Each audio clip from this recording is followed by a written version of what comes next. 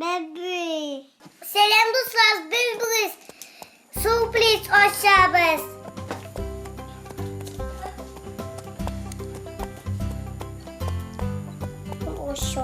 I ride in open, I lead on down, I'm off for Cheyenne to the land. Goodbye, old paint, I'm leaving Cheyenne.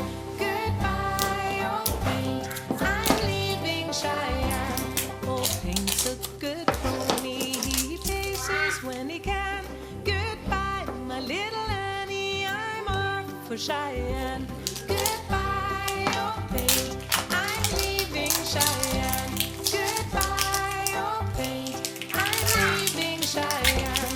Go hitch up your horses and feed 'em some hay. My wagon is loaded and rolling away. Goodbye, old paint, I'm leaving Cheyenne. Goodbye, old paint, I'm leaving Cheyenne.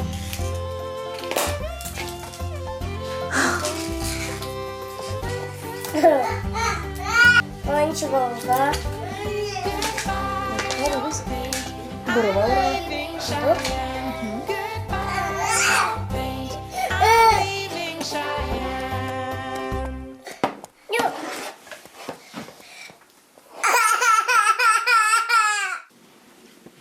Bugün bu yılı Kindle Sürpriz ачабыз.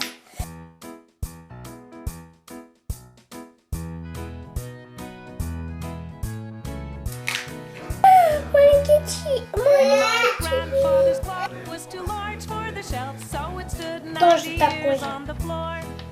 It was taller by half than the old man himself, though it weighed not a penny weight more. It was bought on the morn of the day that he was born, and was always his treasure and pride. But it stopped short, never to go again when the old man died. 90 years without slumbering. Tick tock, tick tock. His life seconds numbering. Tick tock, tick tock. It stopped Short, never to go again when the old man died.